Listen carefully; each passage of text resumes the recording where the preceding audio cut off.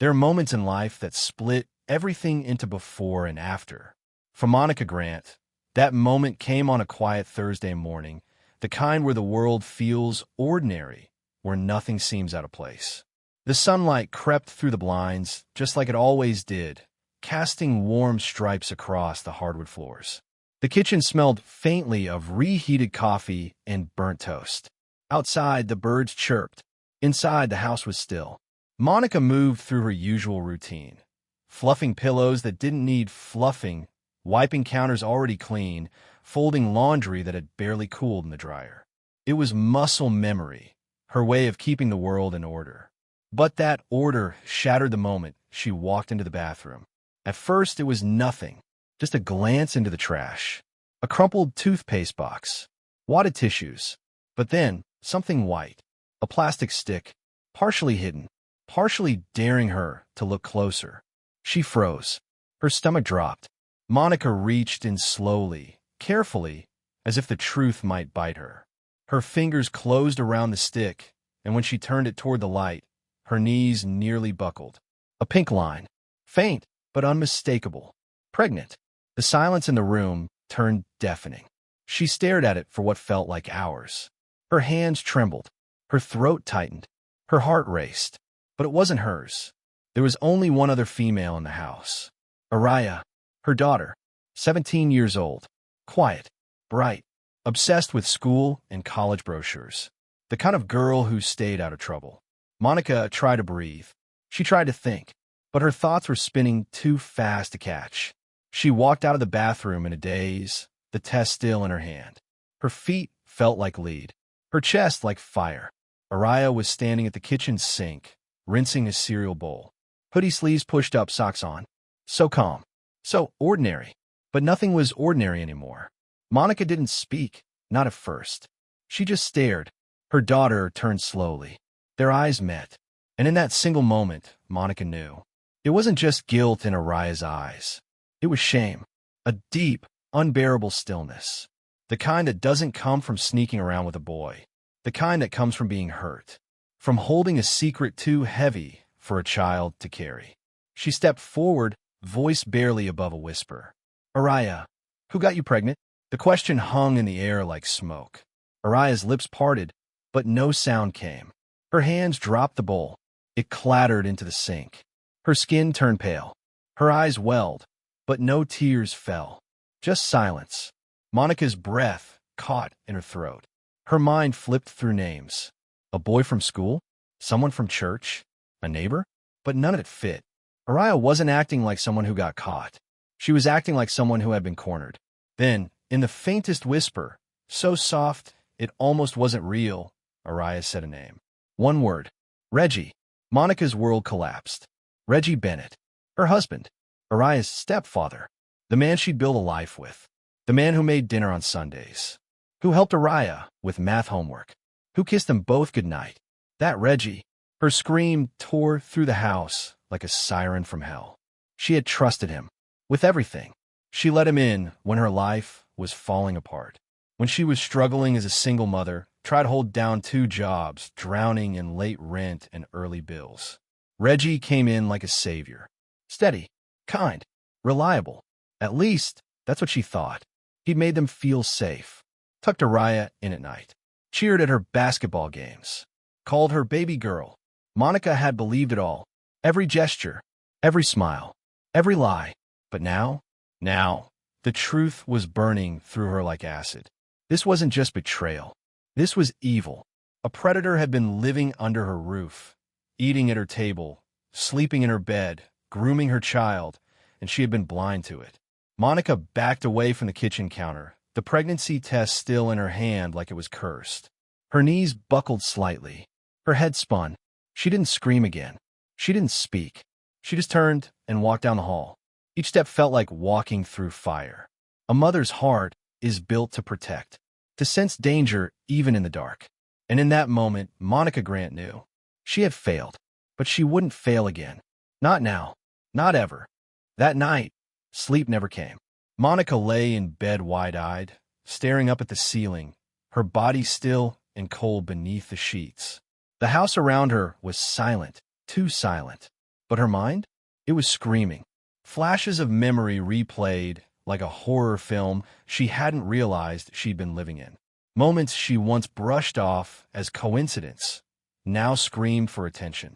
The way Reggie had looked at Araya across the living room once, years ago, just a little too long. Monica had chalked it up to a funny inside joke between stepfather and stepdaughter. Now she saw it differently. There was that church trip, the one Araya came home early from. Quiet, withdrawn. She'd gone straight to her room and locked the door. Monica thought it was just hormones. Teenageangst. Now she saw the truth. Then came the nights, too many of them, when Monica would wake to find Araya in the kitchen at 1 or 2 a.m., making tea in her oversized hoodie, eyes puffy, movements stiff. Reggie would be there too, watching TV like nothing was strange. When Monica asked what was going on, he'd laugh it off. Your daughter's got insomnia, just like you. And she believed him. God help her, she believed him. She remembered Araya's 15th birthday. The way her smile seemed off in one of the photos. She was standing next to Reggie, but her body was turned away from him, her arms tight against her sides. She looked uncomfortable, but Monica hadn't noticed then. She didn't want to notice. Why would she? Reggie had always been the one to make life easier. When they met, Monica had been exhausted, drowning, alone. He was the one who stepped up. He helped with homework, made grocery runs, fixed the leaky faucet. He lent her his car when hers broke down. He was a rock, or so it seemed. She had called it love, told her friends she had finally found a good man, a man who wanted to be there, who didn't just accept her daughter, but embraced her as his own. Everyone believed it. Hell, Monica believed it. Her sister said he had good energy. The church ladies praised his manners. The neighbors waved when he walked Araya to the bus stop or trimmed the hedges. But now she saw it all clearly. All those good deeds, they weren't generosity. They were camouflage. A costume worn by a predator who didn't need to lurk in shadows, because he'd found a way to blend in, to become the very thing they all trusted. The next morning, Monica watched them both move around the kitchen. Reggie kissed her cheek like nothing was wrong. Araya kept her head down, moving slowly, like even breathing too loud would set something off. And for the first time, Monica saw it. The fear in her daughter's eyes. The performance behind Reggie's smile. The way Araya flinched, so subtly, when his hand grazed her back. Oh God! Monica wanted to scream, to break every dish in the kitchen, to grab Araya and run. But she didn't. Not yet. She needed answers. She needed proof. She needed to know how deep the sickness went. And deep down, a terrifying thought clawed at her. What if this had been going on for years? What if the pregnancy was only the final scar of 1,000 invisible wounds? She watched them from the hallway that night, Araya in her room, curled up beneath her hoodie, looking smaller than ever. Reggie downstairs, watching TV with his feet up like he hadn't just detonated their family. How dare he? How dare he sit in that house like he hadn't broken everything, like he hadn't manipulated them both into silence, into confusion? He was still playing the part, still performing. But Monica was done pretending. The fog in her mind began to lift, and with the clarity came something else, something colder, sharper, resolve. She started piecing together the things she had ignored for far too long. Reggie didn't yell, didn't hit, but he was always controlling in the softest, scariest ways. He discouraged her from working late, saying he'd handle things, told her she didn't need school, didn't need girls' nights, didn't need anything except him. He always had a reason why she should stay close. And she believed it was love. It was control. And with Araya, it had been even more subtle. He'd never disciplined her directly. He was the cool dad, the one who brought her snacks, who made her laugh, who noticed when she wore a new hairstyle. He was grooming her, right in front of Monica. And the worst part? He was good at it. So good, the truth had been invisible. Until now. She sat at the edge of her bed that night, her face blank, her fists clenched. The silence in the house wasn't peaceful. It was rotten, and Monica made a vow, quiet but absolute. This ends, whatever it takes, because now she wasn't just a mother haunted by what she had missed. She was a mother preparing for war.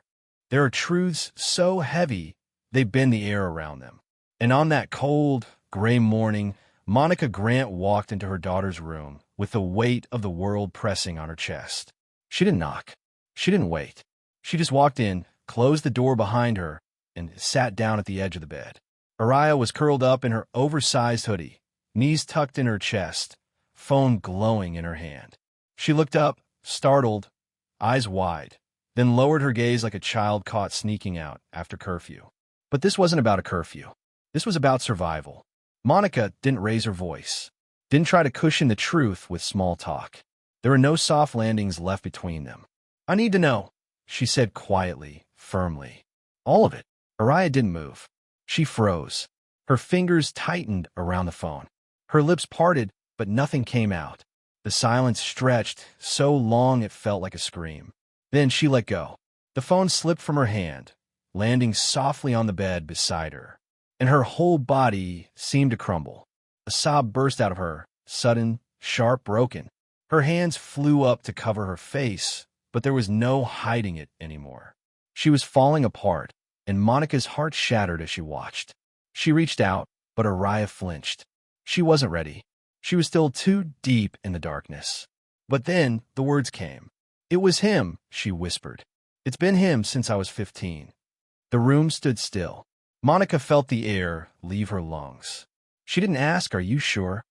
She didn't say, "You must be mistaken," because deep down, she had known.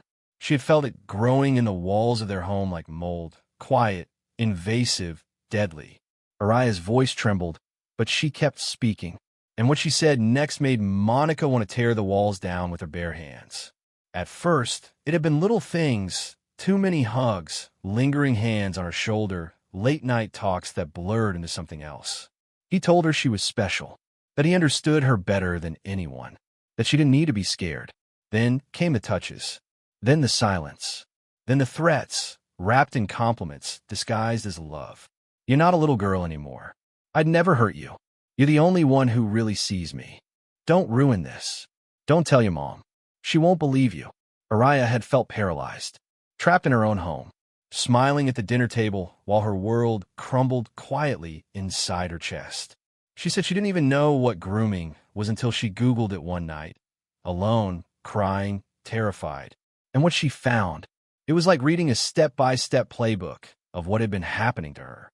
Every tactic, every phrase, every subtle invasion of boundaries. He had followed it perfectly. Monica couldn't speak. Her hands trembled on her lap, her nails digging into her palms until they left little crescents of pain. But she didn't interrupt. She let Araya speak, and Araya did through gasps, through tears. She talked about the nights she woke up confused and ashamed, about how she tried to convince herself it was love, that maybe Reggie really cared, that maybe this was what being chosen felt like. But it wasn't love. It was a cage, and by the time she realized it, the door had already shut. The pregnancy, she said, didn't even feel real. When the test turned positive, she didn't cry. She just sat there, numb. It wasn't supposed to happen, she said, but I didn't know how to stop it. She was terrified to tell anyone. She thought Monica wouldn't believe her, that maybe she would blame her. Monica's heart broke at that. She had failed her daughter not just by letting it happen, but by becoming someone she was too afraid to come to.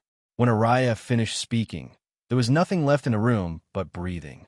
Deep, ragged, raw. Monica stood up slowly, her hands shaking as she reached for the edge of the dresser to steady herself. She didn't scream. She didn't break anything. She just stared at the wall, the photos, the trophies, the stuffed animals. All of it tainted now. "I'll handle it," she said softly. And then she turned and walked out. Down the hallway, down the stairs, into the garage. She didn't cry. She didn't need to. Something inside her had snapped, and not in the way people think. It wasn't reckless. It was surgical, precise, like a woman who had just walked through hell and didn't come back alone. She drove aimlessly that day, through streets that used to feel familiar, past the grocery store where Reggie had surprised her with flowers, past the diner where they'd shared milkshakes. Every corner of her life now felt like a crime scene.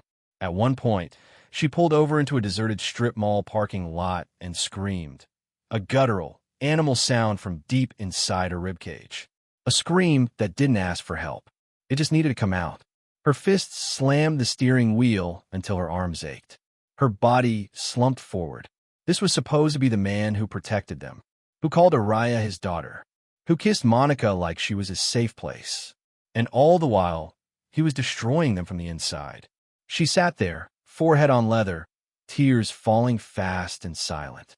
But when she sat up again, she was different. The fog was gone, and in its place stood a woman with a mission. They say once you see the truth, you can't unsee it. But what Monica Grant uncovered next, she would have given anything to erase from her mind. It began with a drawer, just an ordinary drawer. Reggie always kept it locked, said it was for receipts, documents, grown man stuff. Monica never questioned it. Why would she? She trusted him, but not anymore. She had made a copy of the key weeks earlier, back when things first started to feel wrong. She didn't even know why she did it at the time. Call it instinct. Call it survival. Call it a mother's sixth sense. And now, standing in their bedroom while Reggie was out running errands, Monica opened that drawer like it held the devil himself. At first, it looked normal. Warranty cards, old tax papers, some cash, nothing sinister. But tucked beneath a stack of manila folders, half hidden under grocery receipts, was a small black flash drive. No label, no case, just sitting there like it had nothing to hide. But Monica knew better. Her hands trembled as she plugged it into the laptop on the kitchen counter. Her heart pounded so loudly she could barely hear her breath. She clicked open the folder, and there it was. Video files, labeled only by dates. She hovered over the first one. Her stomach churned. She didn't want to open it. She had to. The screen flickered. The footage was grainy, taken from a low, fixed angle. A bedroom. Araya's bedroom. Her daughter lay sleeping under a blanket. Still, peaceful, unaware. Monica's breath caught in her throat. There was no sound. The camera never moved. She slammed the laptop shut. She stumbled backward, hand flying to her mouth while rising fast. She vomited into the sink. The taste of betrayal burned her throat. She shook violently, clutching the counter, her legs threatening to collapse beneath her. He had filmed her while she slept. Her baby, her daughter, her child. This wasn't just manipulation anymore. This was sickness, depravity, predation. He had watched her, recorded her, stored it like a trophy. The rage was blinding. She wanted to scream. She wanted to burn the entire house to the ground. But she didn't. Not yet. She wrapped the flash drive in a dish towel, shoved it into the back of her underwear drawer, somewhere even she never reached. Somewhere it would be safe. Then she stood there, in the kitchen, staring at the drawer like it might explode. There was no more room for doubt. Reggie Bennett wasn't just a manipulator. He was a monster. That night, dinner was a performance. Monica cooked like she always did, baked chicken, rice, steamed vegetables. The same meal she'd made a dozen times before. Reggie sat at the table like nothing had changed. He cracked a joke about work, mentioned the neighbors, laughed at something on his phone. Fake. All of it. Across the table, Araya didn't touch her food. Her fork moved, but nothing reached her mouth. Her shoulders curled inward. Her face was pale, her hands shaking slightly. Monica watched everything. Every tiny movement. She saw the way Reggie looked at Araya. Still possessive, still smug, like he owned the air she breathed. And when he reached for the salt, she noticed it. The small, subtle glance he gave her belly. The smirk. Monica's hands gripped the table edge so hard her knuckles turned white. He still thought he was in control. Still believed his mask was in place. He didn't know. He didn't know she had seen. That she had proof. That the ground beneath his feet was about to give way. Later that evening, when he touched Araya's stomach in passing, just a gentle graze, almost casual, Monica nearly lunged across the room. But she didn't, because she wasn't going to let this end in a screaming match. She was going to end it on her terms. The next morning, she tried reporting it. She walked into the police station with the flash drive wrapped in her purse, her voice calm but trembling. "I need to report something. It's sensitive." The officer handed her a form, gave her the option to remain anonymous. No urgency, no alarm. She wrote down what she could, Reggie's name, the neighborhood, the years of grooming, the pregnancy, the recordings. She didn't include her own name. Didn't include Arias. She wasn't ready to drag her daughter through a legal system that might doubt her, delay her, fail her. She just wanted someone, anyone, to hear it. The officer took the form, placed it on a stack. "Do you want to speak to someone now?" She paused, then shook her head. "Just make sure someone reads that." And she walked out, back into a world that looked the same, but had completely changed. Days passed. No phone call. No knock on the door. No follow-up. Nothing.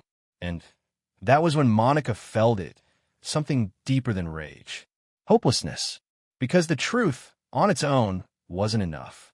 Not in a system that didn't see girls like Araya.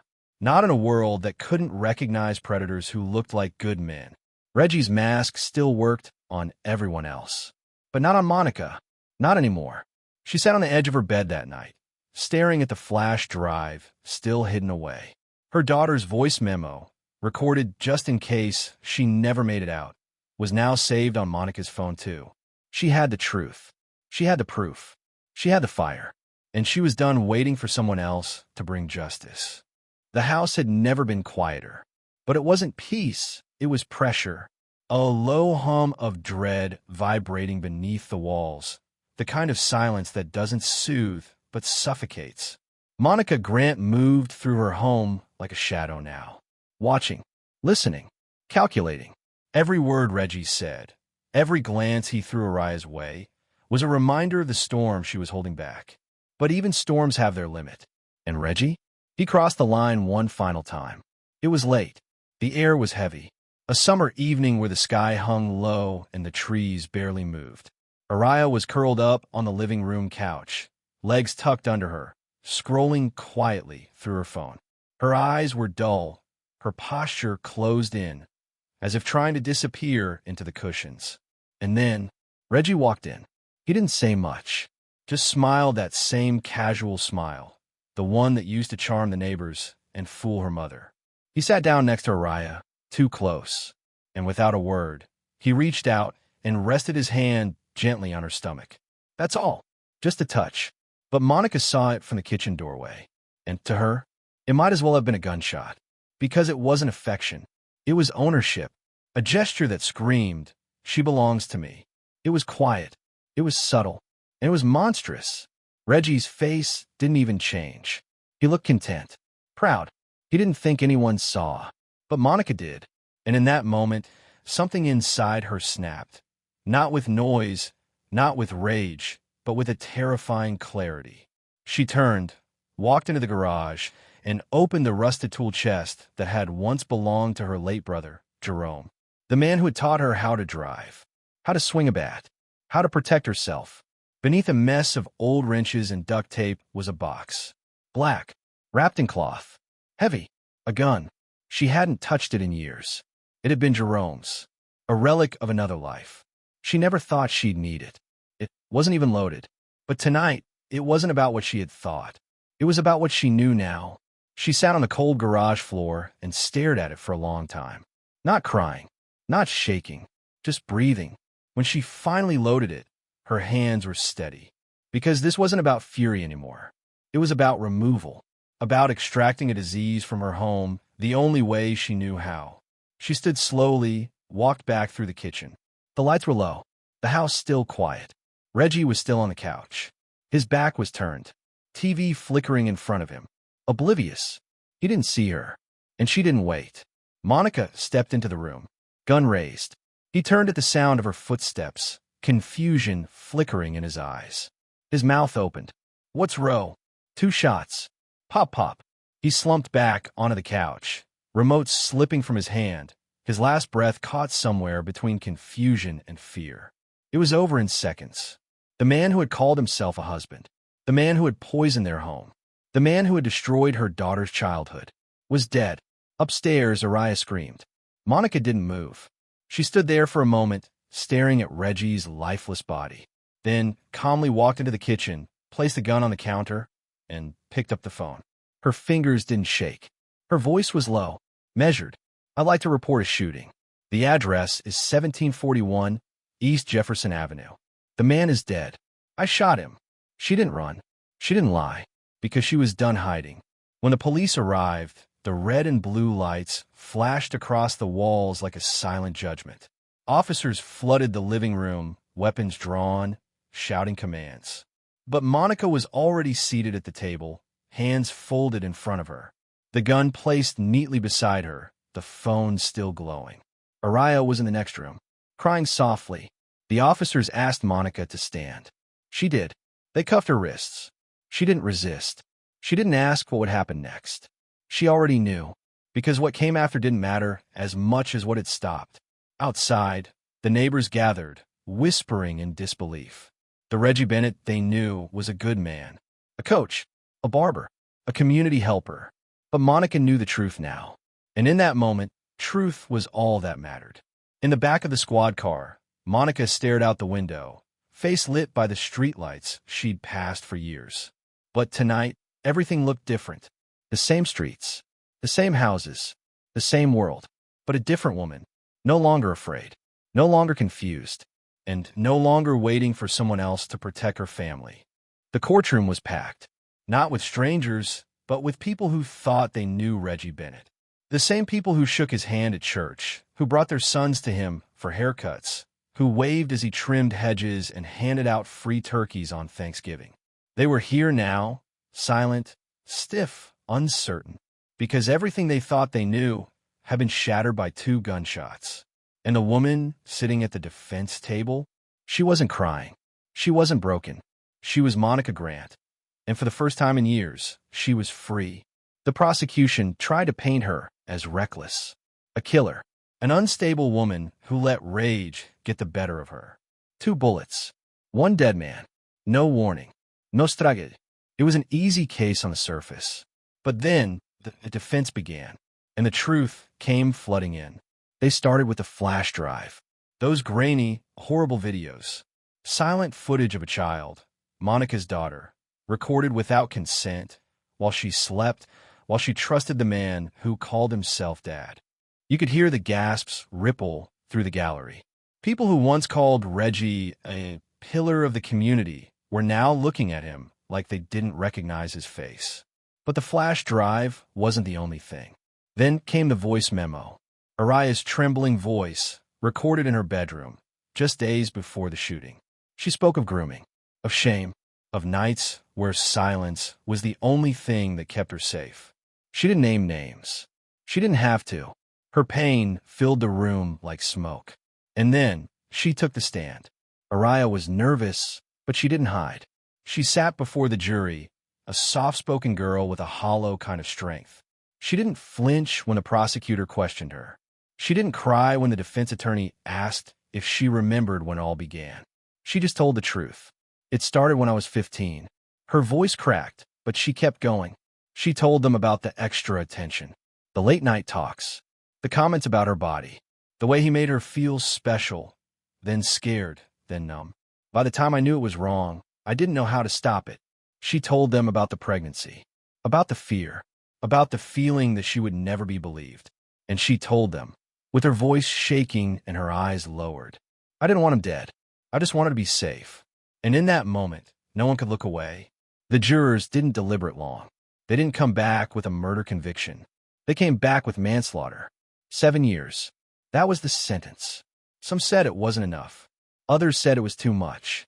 But Monica, she accepted it, because she hadn't pulled that trigger for revenge. She'd pulled it for Araya, for every night her daughter spent lying awake, afraid of footsteps in the hallway.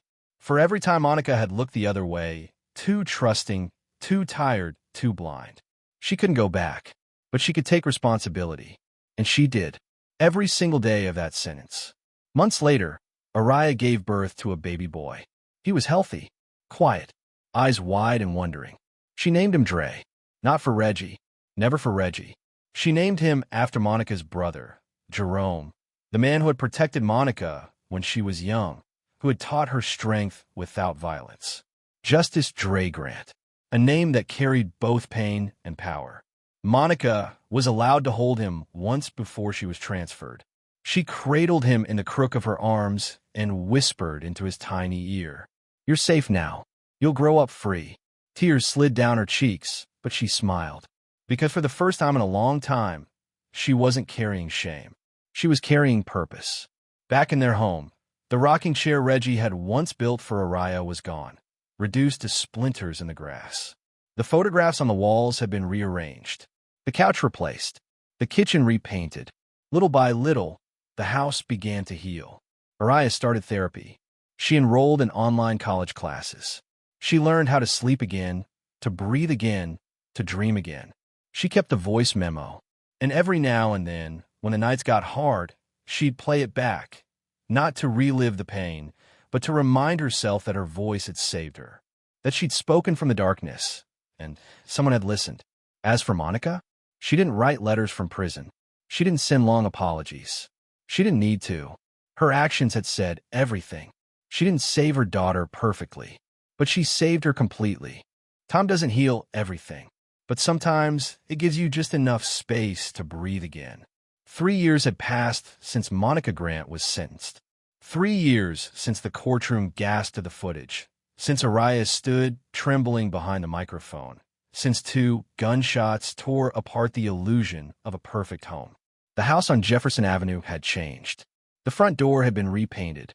The hedges, once manicured by Reggie, had grown wild, then been cut back, not by a man pretending to care, but by Araya herself. Piece by piece, she was reclaiming her life. She lived there now with her son, Justice Dre Grant, a boy with big eyes and soft curls and a laugh that filled every room he entered. He didn't know the story behind his name yet. He didn't know what his mother had survived.